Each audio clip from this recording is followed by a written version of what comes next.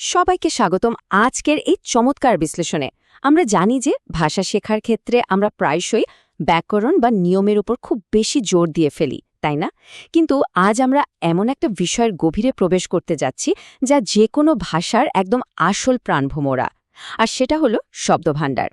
কিভাবে একদম সঠিক আর মজার কিছু কৌশল ব্যবহার করে শব্দ শেখার এই পুরো জার্নিটাকে একটা দীর্ঘস্থায়ী এবং আনন্দদায়ক অভিজ্ঞতায় রূপান্তর করা যায়, চলুন আজ সেটাই দেখে নেওয়া যাক। শুরুতেই এই দারুণ শক্তিশালী উক্তিটার দিকে একটু খেয়াল করা যাক। ভাষাবিজ্ঞানী উইলকিন্স ১৯৮৭ সালে খুব সহজ অথচ খুব গভীর একটা কথা বলেছিলেন। একটু ভেবে দেখলে বোঝা যায় ব্যাকরণ খুব একটা ভালো না জানলেও শুধু ভাঙা ভাঙা কয়েকটা শব্দ দিয়ে কিন্তু মনের ভাব কিছুটা হলেও প্রকাশ করা যায়, ঠিক? কিন্তু আমাদের ঝুলিতে যদি শব্দই না থাকে, তাহলে যোগাযোগ করাটা কিন্তু একেবারেই অসম্ভব। এই কথাটা আমাদের একদম পরিষ্কারভাবে মনে করিয়ে দেয় যে শব্দভাণ্ডারই হল ভাষা শিক্ষার একদম মূল কেন্দ্রবিন্দু। আজকের এই আলোচনাটি মূলত শিক্ষক ও প্রশিক্ষকদের জন্য একটা অসাধারণ টুলকিট। আজ আমরা যে গবেষণালব্ধ কৌশলগুলো নিয়ে কথা বলবো তার মধ্যে রয়েছে দৃশ্যপট ও বাস্তব বস্তুর ব্যবহার, শব্দের সম্পর্ক, প্রেক্ষাপটের শক্তি, শব্দের গঠন, অভিধানের ব্যবহার এবং সবশেষে একটি দারুণ মিশ্র পদ্ধতি বা ফাউন্ডেশন। তো চলুন আমাদের প্রথম কৌশলটা দিয়ে শুরু করা যাক, দৃশ্যপট ও বাস্তব বস্তু বা মূর্ত শিখন। রিয়ালিয়া বা বাস্তব বস্তুর ধারণাটার সাথে কি আমরা পরিচিত? বিষয়টা কিন্তু দারুণ কৌতূহলোদ্দীপক। শ্রেণীকক্ষে রিয়ালিয়া ব্যবহারের মানে হল শব্দকে বইয়ের নিরস পাতা থেকে তুলে এনে সরাসরি বাস্তবে রূপ দেওয়া। ধরুন অ্যাপেল বা আপেল শব্দটি শেখানো হচ্ছে। এখন বোর্ডে শুধু শব্দটা না লিখে যদি একটা সত্যিকারের টকটকে লাল আপেল সবার সামনে তুলে ধরা হয়, ভাবুন তো শিক্ষার্থীদের মধ্যে কেমন একটা তাৎক্ষণিক কৌতূহল তৈরি হবে। এই যে বস্তুর সাথে শব্দের একটা সরাসরি সংযোগ, এটা কিন্তু আমাদের স্মৃতির মধ্যে একদম জাদুকরী একটা ছাপ ফেলে দেয়। আর এই সাধারণ দৃশ্যমান পদ্ধতিটি যে কতটা শক্তিশালীভাবে আমাদের মস্তিষ্কে শব্দ গেঁথে দেয় তা শুনলে সত্যি অবাক হতে হয়। বিশেষজ্ঞ অ্যাড্রিয়ান টেনেন্ট ঠিক এই কথাটাই বলেছেন যে চেয়ার, টেবিল বা বুকের মতো কংক্রিট নাউনগুলো শেখানোর সময় চোখের সামনে সেই জিনিসগুলোর ছবি বা বাস্তব উপস্থিতি একদম ম্যাজিকের মতো কাজ করে। কারণ তখন আমাদের মস্তিষ্ক শুধু একটা বিমূর্ত শব্দ মুখস্থ করে না, বরং খুব পরিচিত একটা বস্তুর সাথে শব্দটার পাকাপাকি একটা লিঙ্ক তৈরি করে নেয়। একদম সিম্পল, তাই না?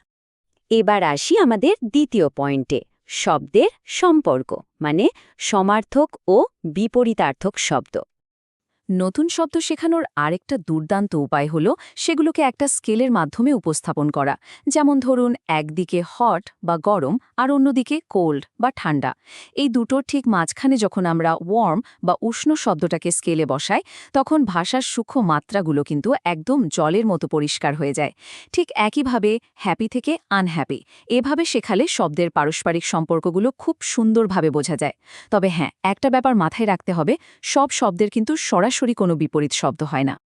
আমাদের ৩ নম্বর কৌশলটি হল প্রেক্ষাপটের শক্তি বা বিচ্ছিন্নতার ঊর্ধ্বের শব্দকে নিয়ে যাওয়া। কেন শব্দকে সবসময় একটা সম্পূর্ণ বাক্যের মধ্যে রেখে শেখা উচিত, তার সবচেয়ে চমৎকার উদাহরণ হতে পারে ব্যাংক শব্দটি। শব্দটা যদি একা পড়া হয়, তাহলে এটা দিয়ে আসলে কি বোঝায়? এটা কি টাকা জমানোর সেই জায়গা নাকি নদীর তীর? বেশ কনফিউজিং, তাই না? কিন্তু যখন শব্দটাকে একটা বাক্যের ভেতরে ফেলা হয়, যেমন I went to the bank অথবা the river bank was green, তখন কিন্তু প্রেক্ষাপট বা কনটেক্সটই পরিষ্কার করে দেয় যে এখানে ঠিক কোন অর্থটা ব্যবহার করা হচ্ছে। তাই শুধু বিচ্ছিন্নভাবে শব্দ মুখস্থ করার চেয়ে পুরো বাক্যের মাধ্যমে শেখাটা যে অনেক বেশি কার্যকরী, সেটা নিশ্চয়ই আর আলাদা করে বলে দিতে হবে না। এবার চলুন ৪ নম্বর পয়েন্টে যাই, শব্দের গঠন, যেখানে আমরা মূল শব্দ, উপসর্গ ও প্রত্যয় নিয়ে কথা বলবো। শব্দের রুট বা মূল, প্রেফিক্স এবং সাফিক্স শেখার ব্যাপারটা কিন্তু অনেকটা হাতে জাদুর চাবি পাওয়ার মতো। প্রথমে পোর্ট মূল শব্দটাই নেওয়া যাক, যার অর্থ বহন করা। এখন একটু খেয়াল করে দেখুন, এর আগে বা পরে বিভিন্ন অংশ যোগ করে আমরা সহজেই পাচ্ছি ট্রান্সপোর্ট, এক্সপোর্ট বা ইম্পোর্টের মতো নতুন সব শব্দ।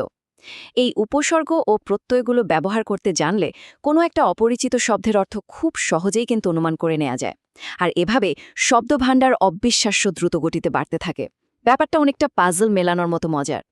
শব্দ গঠনের আর একটা দারুণ দিক হল কলোকেশন।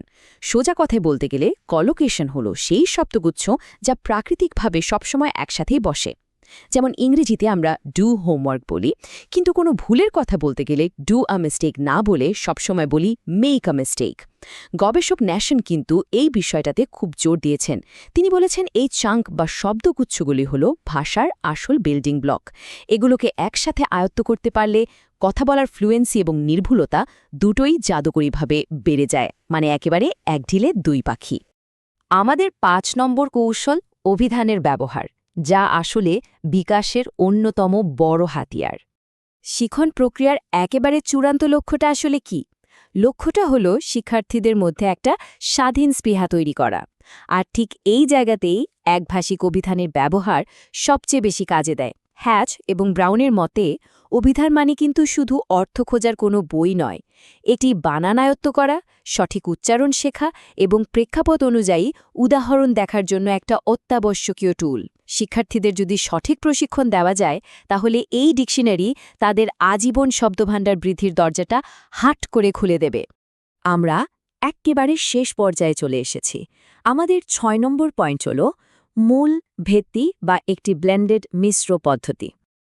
দেখুন, কেবল একটা নির্দিষ্ট কৌশল দিয়ে কিন্তু ভাষার এই বিশাল জগৎ জয় করা একেবারেই সম্ভব নয়।